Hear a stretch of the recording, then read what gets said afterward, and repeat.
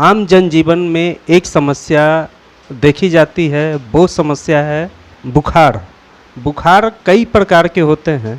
फिलहाल के मौसम में सर्दी, खांसी और बुखार एक आम समस्या बनी हुई है।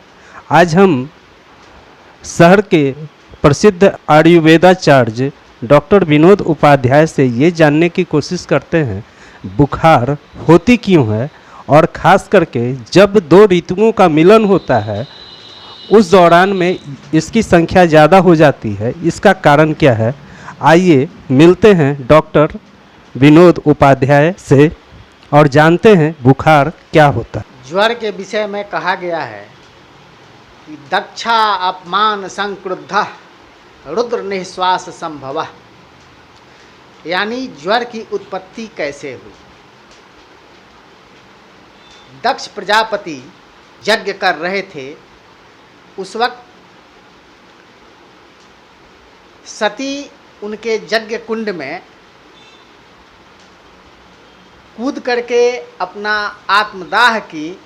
उसी वक्त से उनको बचाने के लिए जब भगवान शिव वहाँ पहुँचे और पहुँच करके और सती को जब जलते हुए देखे, और उसी समय वो जो क्रोधित हुए, क्रोधित होने के बाद उनके श्वास से जो श्वास निकला, उसी से ज्वर की उत्पत्ति हुई। यानी दक्षा अपमान संक्रुद्ध, दक्ष प्रजापति के अपमानित करने से भगवान शिव के श्वास से ज्वर की उत्पत्ति हुई।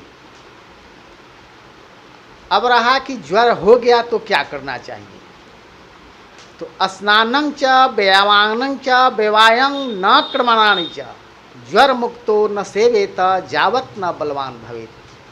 जब व्यक्ति को ज्वर हो जाए तो स्नान नहीं करना चाहिए, कोई शारीरिक परिश्रम नहीं करना चाहिए। स्नानं च व्यवायं न क्रमणानि च ज्वर मुक्तो न सेवेत जावत न बलवान भवेत। जब तक मनुष्य ज्वर से मुक्त नहीं हो जाए तब तक शारीरिक परिश्रम नहीं करना चाहिए, विश्राम में रहना चाहिए, स्नान नहीं करना चाहिए।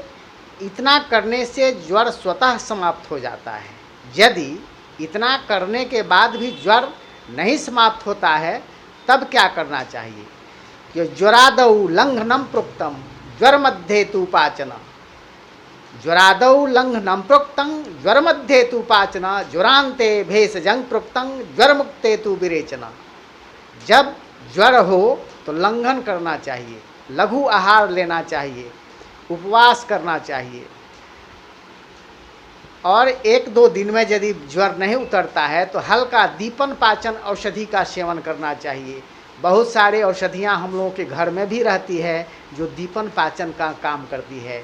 जैसे अजवाइन का चाय पीना चाहिए, तुलसी हल्दी का काढ़ा पीना चाहिए, जिससे त्रिकटु का चाय पीना चाहिए, जिससे आम का पाचन होता है, अग्नि प्रदीप्त होती है, पित्त का शमन होता है और ज्वर धीरे धीरे शांत हो जाता है। लेकिन उसके बाद भी यदि ज्वर शांत नहीं होता है तो ज्वरांते भेषजं प्रोक्तं ज्वर मुक्ते तु विरेचना, ज्वर के अंत में औषधि सेवन कर। यदि इसके बाद भी ज्वर समाप्त नहीं होता है तो जो भी आयुर्वेद ग्रंथों में वर्णित औषधि है उसका सेवन करना चाहिए।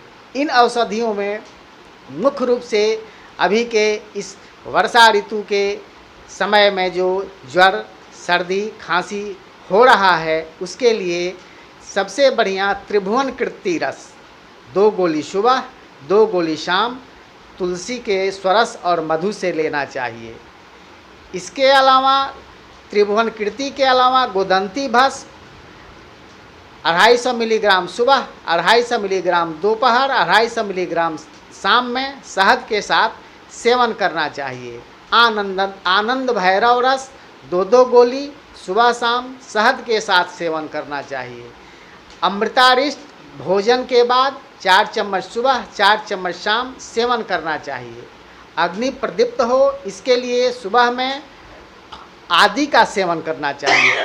सुबह सुबह अदरक का सेवन करने से भोजन बढ़िया से पचता है और अग्नि प्रदीप्त होती है। कहा गया है कि आद्रिका श्रृंभेरन स्यात् कटुभद्रा तथाद्रिका आद्रिका गुड़वी भेदनी तथा दीपन पाचन भोजनाग्रे सदापथ्यम लवणाद्रक भक्षणम।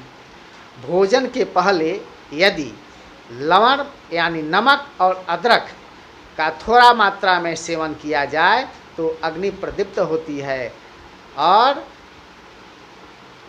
कफ का शमन होता है।